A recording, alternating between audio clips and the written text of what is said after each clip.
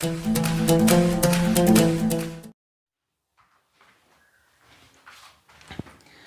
हिंद दोस्तों, मेरा नाम है वेद श्री त्रिवेदी और आज अपने इस वीडियो में हम लोग बहुत ही इम्पॉर्टेंट टॉपिक को डिस्कस करने वाले हैं जो 11th 12th और बीकॉम के फर्स्ट सेमेस्टर के विद्यार्थियों के लिए बहुत ही इम्पॉर्टेंट है। जब आप फाइनेंशियल अकाउंटिंग पढ़ते हैं तो फाइनेंशियल अकाउंटिंग में एक चैप्टर है कैपिटल एंड रेवेन्यू ट्रांजैक्शंस, पूंजीगत और आयगत व्यवहार। तो आज हम लोग इसी वीडियो में पूरे का पूरा चैप्टर आपको एक्सप्लेन करके मैं एक एक चीज़ समझा दूंगा और मैं आपको यकीन दिलाता हूँ ये वीडियो अगर आपने पूरा देखा और समझते हुए देखा तो इसके बाद में फिर आपको कभी भी दिक्कत नहीं आएगी। एक्सपेंस के नेचर के आधार पर आप उसे तुरंत पहचान पाएंगे कि ये कैपिटल नेचर है या फिर रेवेन्यू नेचर है और ये होता क्या है कैपिटल नेचर और रेवेन्यू नेचर। ठीक है ना। तो चलिए स्टार्ट करते हैं आज का अपना ये टॉपिक जिसमें हम लोग को पढ़ना है कैपिटल एंड रेवेन्यू ट्रांजैक्शंस। इसको हिंदी में क्या कहते हैं? पूंजीगत और आयगत व्यवहार। इसके पीछे जो परंपरा है, जो कन्वेंशन है, उस कन्वेंशन को क्या कहा जाता है? Convention of capital and revenue expenditures. ये कन्वेंशन कहती है कि जब भी कोई खर्च किया जा रहा है तो उस खर्च की प्रकृति को समझिए और उसकी प्रकृति के आधार पर उसे क्या करना है, दो पार्ट में डिवाइड कीजिए। देखिए क्या वो कैपिटल नेचर है या फिर रेवेन्यू नेचर है। जैसा उसका नेचर है उसके आधार पर ही उसका व्यवहार किया जाए। तो चलिए स्टार्ट करते हैं कि आखिर वो कैपिटल नेचर और रेवेन्यू नेचर होता क्या है। तो भैया मेरे देखो यहाँ पर दो पॉइंट हैं, कैपिटल एंड रेवेन्यू। तो इनको सबसे पहले क्या करते हैं, दो पार्ट में डिवाइड ही कर देते हैं। एक एक चीज आपको क्लियर करते हुए मैं बताने वाला हूं यहाँ पर। तो क्या करते हैं, यहां पर हम लोग इसे डिवाइड कर लेते हैं कैपिटल नेचर और इधर कर लेते हैं रेवेन्यू नेचर।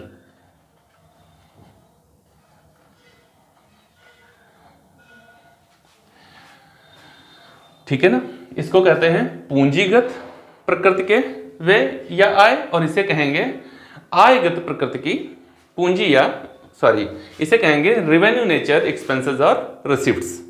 तो चलिए स्टार्ट करते हैं कि आखिर ये होते क्या हैं। अब फिर से देखिएगा यहां कैपिटल नेचर पहचानेंगे कैसे, इसमें एक आप समझिए इसको, एक बार खर्च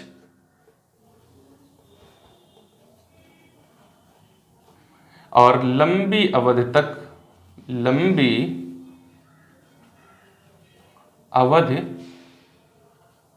उपयोग।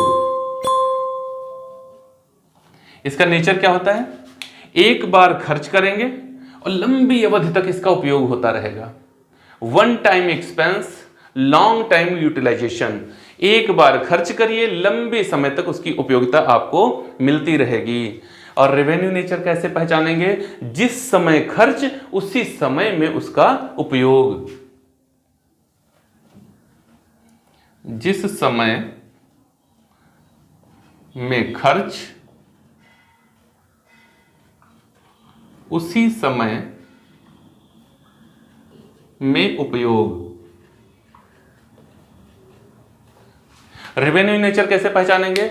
वो सब के सब खर्च जिनको जिस समय अवधि में खर्च किया जाएगा उसी समय अवधि में उनका उपयोग हो जाएगा। अकाउंट पीरियड कन्वेंस आपको पढ़ाया था ना, अकाउंटिंग पीरियड कॉन्सेप्ट है ना।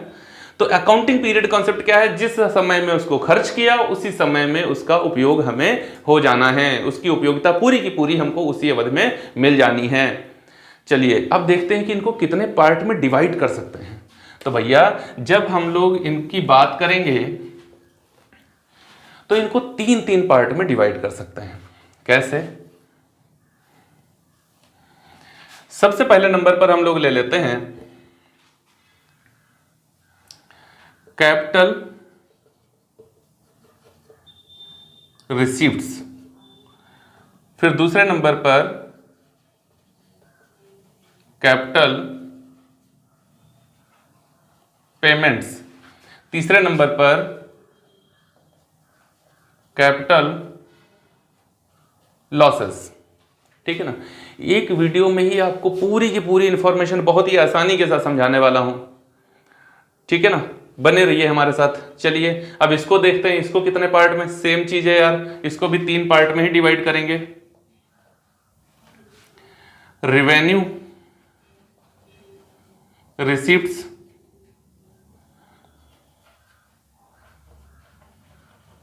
रिवेन्यू पेमेंट और रिवेन्यू लॉसेस। ठीक है, ये भी 3 ही पार्ट बनेंगे इसके। कोई भी व्यवहार हो उसके 3 से ज्यादा कोई कंडीशन हो नहीं सकती। क्या क्या होगा, अगर भैया ऐसा कोई कैपिटल नेचर एक्सपेंस आपने किया है तो उसकी क्या क्या यूजेस हो सकते हैं भैया। या तो आपको कैपिटल नेचर रिसिप्ट्स हो जाएगी, पूंजीगत प्रकृति की आय हो जाएगी, और या तो पूंजीगत प्रकृति का खर्च हो जाएगा, या तो पूंजीगत प्रकृति की हानि हो जाएगी। अगर रेवेन्यू की बात करें तो सेम चीज यहां होगी, या तो इनकम हो जाएगी हमको रेवेन्यू नेचर की होगी, या तो एक्सपेंस करेंगे रेवेन्यू नेचर का होगा, और या तो लॉस होगा जो रेवेन्यू नेचर का होगा। सूत्र सिर्फ एक है, एक बार खर्च लंबी अवधि तक उपयोग, जिस समय में खर्च उसी समय में उपयोग। चलिए देखते हैं अब क्या आ जाएगा यहां पर।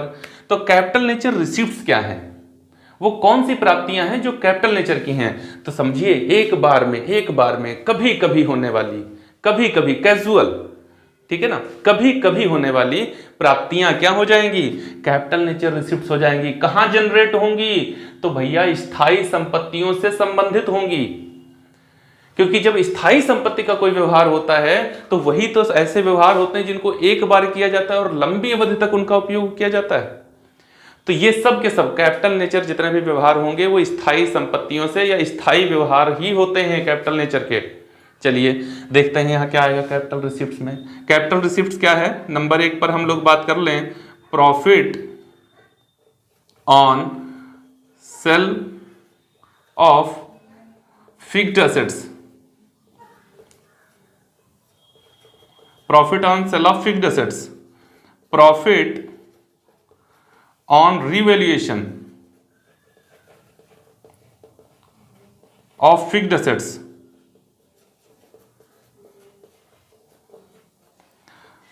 प्रॉफिट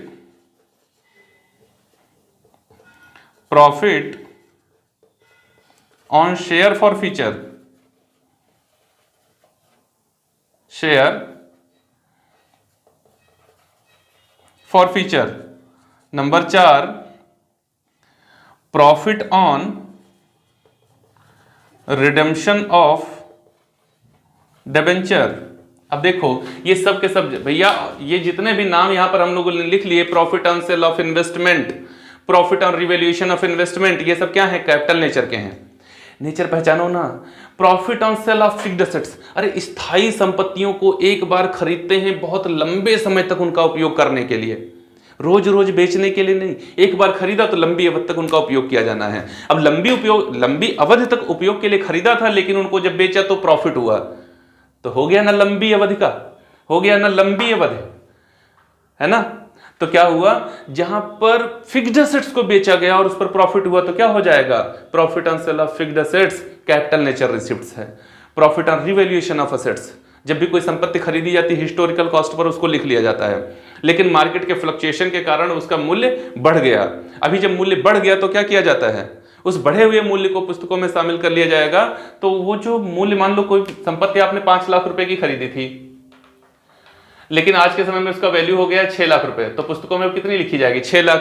तो 1 लाख बढ़ा देंगे, असेट्स तो 1 लाख बढ़ गई, असेट्स तो 1 लाख बढ़ गई, लायबिलिटी भी तो बढ़नी चाहिए। तो इसका डिफरेंस जो होगा 1 लाख रुपए, वो निकाल करके कहां डाल दिया जाएगा, profit on revaluation of assets, ये लायबिलिटी साइड में चला जाएगा, बैलेंस शीट भी बराबर रहेगी।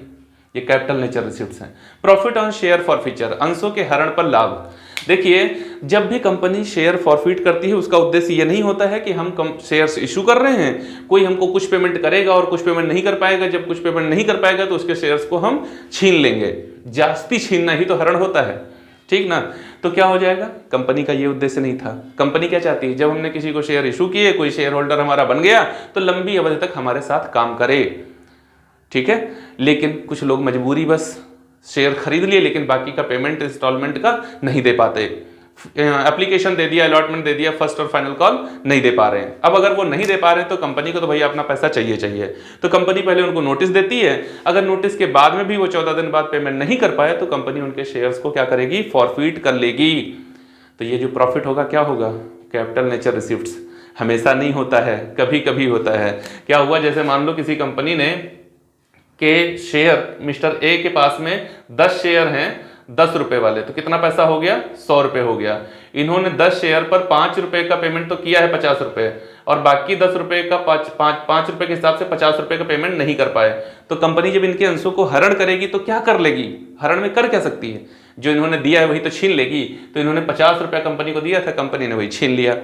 तो ये 50 रुपया कंपनी का जो प्रॉफिट होगा इसको क्या कहेंगे, कैपिटल प्रॉफिट कहेंगे या कैपिटल रिसीप्ट्स कहेंगे। Profit on redemption of debentures, open market, जब भी कभी डिबेंचर्स का रिडेम्पशन करने के लिए ओपन मार्केट परचेज सिस्टम का यूज किया जाता है, उस समय ये कंडीशन जनरेट होती है। देखो कोई भी कंपनी अपने शेयर्स नहीं खरीद सकती है, ये बहुत डिटेल में मैं आपको कॉर्पोरेट अकाउंटिंग में या कंपनीज अकाउंटिंग में पढ़ाऊंगा, लेकिन फिलहाल अभी आपको बता दे रहा हूं। कोई भी कंपनी अपने शेयर्स नहीं खरीद सकती, लेकिन डिबेंचर्स खरीद सकती है, ऐसा लॉ कहता है। तो भैया जब कभी ऐसा हो जाए बाई चांस कि किसी कंपनी के डिबेंचर का वैल्यू मान लो मार्केट में कितना हो रहा है, 98 रुपए पर डिबेंचर चल रहा है, और फेस वैल्यू तो 100 रुपए होगी, इससे कम हो ही नहीं सकती है। कम हो सकती है लेकिन होती नहीं है। फेस वैल्यू का मतलब है 100 रुपए लगभग डिबेंचर का होगा ही होगा। मान लेते हैं हमने मान ली सिचुएशन में, तो 100 रुपए हो गई। मार्केट में कितने मिल रहा है, 98 रुपए मिल रहा है। इनका रिडेम्पशन करना था कंपनी को, तो कंपनी क्या कर सकती है, पहले इनको 98 रुपए पर खरीद लेगी, ठीक, 98 रुपए पर खरीदेगी और 100 रुपए पर रिडम्पशन करेगी। तो जब रिडम्पशन होगा तो जाएगा कहां पैसा, जब तुम्हारे ही पास, कंपनी के पास में ही ये पैसा रखा हुआ था, तो कंपनी के पास ही तो 100 रुपए आएंगे। अब इसके बीच का जो डिफरेंस है 2 रुपया पर डिबेंचर, ये कंपनी को ही प्रॉफिट हो जाएगा। तो ऐसे प्रॉफिट को क्या कहा जाता है, कैपिटल प्रॉफिट कहा जाता है, ठीक है ना। तो ये सब के सब प्रॉफिट क्या है, देखो कैपिटल रिसीप्ट्स हैं। ये क्या है, कैपिटल रिसीप्ट्स या प्रॉफिट, इसको आप प्रॉफिट भी कह सकते हैं, कैपिटल रिसीप्ट्स और प्रॉफिट, ठीक है। ये बहुत इंपॉर्टेंट है, क्वेश्चन जो किसी भी कंपटीशन में बैठोगे तो पूछे जाते हैं। और अगर इसका आप क्वेश्चन कर रहे होंगे थ्योरेटिकल पार्ट में, तो आपसे पूछेगा पूंजीगत और आयगत व्यवहारों में अंतर कीजिए, तो आपको ये अंतर ऐसे करने हैं, ठीक ना। लॉन्ग क्वेश्चन 16 नंबर का बताया ना पिछले वीडियो में, किस तरीके से पेपर पैटर्न है और कैसे क्वेश्चन पूछे जाएंगे। जब बात करते हैं कि इनको सबको बैलेंस शीट में कहां दिखाया जाता है, तो बैलेंस शीट में भैया इस तरीके के जितने भी प्रॉफिट होते हैं इन सब को कहां दिखाया जाता है, तो कैपिटल रिजर्व के सोर्स में दिखाया जाता है, कैपिटल रिजर्व में इनको दिखाया जाता है। बैलेंस शीट के रिजर्व एंड सरप्लस के हेड में कैपिटल रिजर्व में इनको सबको दिखाया जाता है। आगे चले, कैपिटल पेमेंट्स। कैपिटल पेमेंट्स वो होते हैं, पूंजीगत भुगतान वो होते हैं जो व्यवसाय की उत्पादकता को बढ़ा देते हैं। जो व्यवसाय की, फर्म की उत्पादकता को बढ़ाने वाले खर्च हैं, उन खर्चों को क्या कहा जाता है, कैपिटल नेचर पेमेंट्स कहा जाता है। खर्च कैसे बढ़ जाएगा, जैसे मैं यहां पे लिख लेता हूं नंबर 1 पर, purchase of fixed assets, purchase of fixed assets, स्थायी संपत्तियों का क्रय। अब स्थायी संपत्तियों का क्रय करेंगे तो कैसे उत्पादकता बढ़ जाएगी। जैसे मान लो कोई फर्म है ऐसी जो 1 लाख यूनिट पर मंथ बना रही थी, और इतना ही कंजप्शन मार्केट में उसका था, इतनी ही सप्लाई थी और इतनी ही डिमांड थी, और एक मशीन है जो 1 लाख यूनिट महीने में बना भी देती है।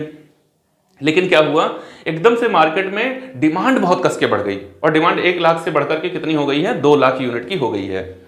अब एक ही वही मशीन जिसकी क्षमता ही 1 लाख है, वो तो 2 लाख नहीं बना पाएगी।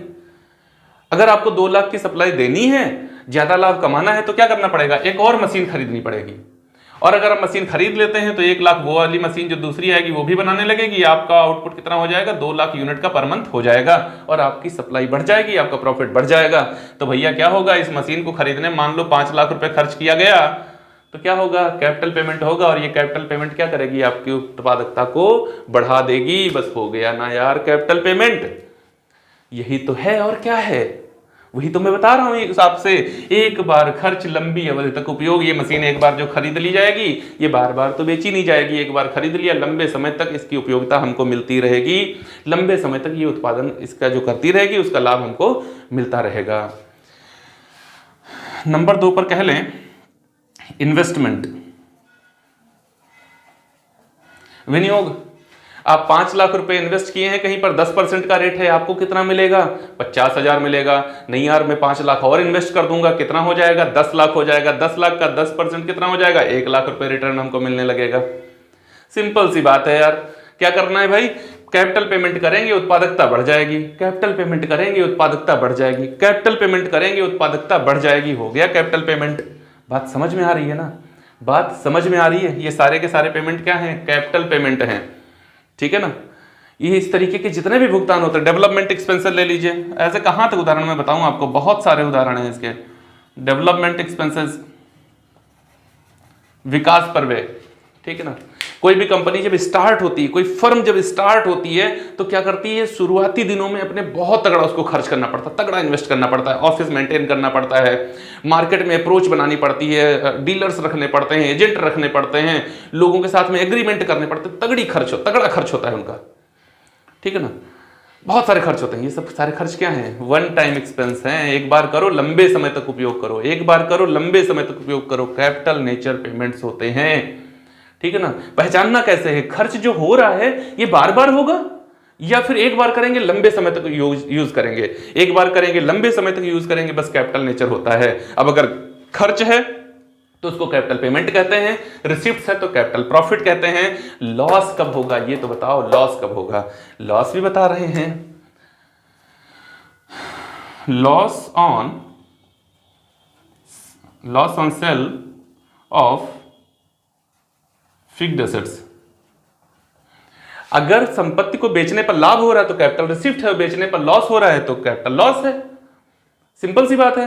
अरे संपत्तियां रो तो नहीं बेची जाती हैं। एक बार हमने उसको खरीद लिया, लंबे अवधि तक यूज करेंगे, लेकिन यूज करने पर अगर उसे बेच रहे हैं और हमें लॉस हो रहा है तो फिर वो भैया कैपिटल नेचर लॉस है। Loss on revaluation of fixed assets.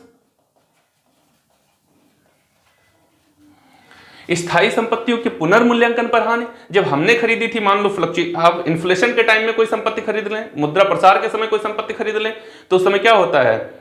उस समय मार्केट में पैसा ज्यादा होता है, मार्केट में पैसे का फ्लो ज्यादा होता है, तो वस्तुओं के मूल्य बढ़े होते हैं, तो आपने बढ़े हुए मूल्य पर संपत्ति खरीद लिया। लेकिन जब मार्केट सामान्य आएगी, मॉनेटरी पॉलिसी के अंतर्गत आता है, मॉनेटरी पॉलिसी पर आपको अलग से वीडियो दूंगा, तो सरकार कोशिश करेगी कि इन्फ्लेशन डिफ्लेशन ना होने पाए। तो जब संतुलन की स्थिति ले आएगी तो आपकी संपत्ति का मूल्य क्या होगा? कम हो जाएगा। तो रिवैल्यूएशन, जब उसका दोबारा रिवैल्यूएशन करोगे तो लॉस हो जाएगा। अभी लॉस हो गया तो क्या हो जाएगा? कैसा लॉस होगा भैया? आपका सिंपल सी बात है यार, कैपिटल नेचर लॉस होगा, क्योंकि कैपिटल नेचर एसेट्स से वो जनरेट हुआ है। हो गया ना यार? Loss by fire. आग लग गई, लग सकती है, आग लग गई, लेकिन रोज रोज लगेगी? रोज रोज लगेगी नहीं ना, है ना? रोज रोज नहीं होती। कभी कभी बाई चांस शॉर्ट सर्किट हो गया, आग लग गई, आग लगी, बहुत बड़ा नुकसान हुआ, आग लगी, बहुत बड़ा नुकसान हुआ। अब ये नुकसान कैसा होगा? नॉन रिकरिंग नेचर है ना, इनकी खासियत होती है नॉन रिकरिंग, ऐसे चलते बिल्कुल ऐसे, ठीक ना? रिकरिंग ऐसे, ये प्रोसेस है, लगातार चलेगा। ये नॉन रिकरिंग होते हैं। कभी कभी बाई चांस हो सकता है। देखो, आकस्मिकता है यार, व्यवसाय में है, जीवन में है ना? नहीं पता है कि अभी हैं, कल होंगे नहीं होंगे, कुछ नहीं पता, लेकिन ऐसी सिचुएशन व्यवसाय में भी है ना? तो आकस्मिकता है, लेकिन कब होगा नहीं पता है ना, ये अनिश्चितता है। तो अनिश्चितता में क्या हो सकता है? लॉस बाय फायर, आग लग सकती है, नुकसान हो जाएगा। कैसा नुकसान होगा? कैपिटल नेचर लॉस हो जाएगा। ध्यान देना, कैपिटल नेचर प्रॉफिट जो होते हैं, इनका यूज कैपिटल नेचर लॉसेस को पूरा करने के लिए किया जा सकता है, लेकिन कैपिटल प्रॉफिट का यूज शेयर होल्डर्स को डिविडेंड्स बांटने के लिए नहीं किया जा सकता है। याद रखिएगा, बहुत इंपॉर्टेंट पॉइंट बता रहा हूं आपको। कैपिटल नेचर लॉसेस को पूरा करने के लिए कैपिटल नेचर के प्रॉफिट का यूज किया जा सकता है, लेकिन कैपिटल प्रॉफिट का यूज शेयर होल्डर्स को डिविडेंड्स बांटने के लिए नहीं किया जा सकता है। ध्यान रखना। तो हो गया आपका पूरा का पूरा capital nature transactions. Capital nature transactions भैया यही तो होंगे, और क्या हो जाएंगे इससे बढ़कर मुझे बताइए आप? कुछ नहीं हो सकते। अगर इन चीजों को आपने समझ लिया तो कैपिटल नेचर ट्रांजैक्शंस आप समझ गए, कोई भी दिक्कत आपको आगे आने वाली नहीं है। कोई दिक्कत आए तो मुझे कमेंट बॉक्स में बताइएगा कि ना, मैं आपकी सभी समस्याओं को सॉल्व करने का अपना पूरा प्रयास करूंगा, जितना मेरे से हो सकता है। मैं अपनी पूर्ण क्षमताओं के आधार पे आपकी समस्याओं को रिमूव करने का अपना पूरा प्रयास हमेशा करता हूं, और चीजें आपको ऐसे डिलीवर करता हूं ताकि आपको बहुत आसानी से वो समझ में आ जाएं। तो अपना महत्वपूर्ण फीडबैक हम तक जरूर पहुंचाते रहिए। और यदि वीडियो आपको अच्छा लगता है तो इसे लाइक करना ना भूलें, चैनल को सब्सक्राइब कर लें ताकि हमारे सारे वीडियो आपको आसानी से मिल सकें। चलिए।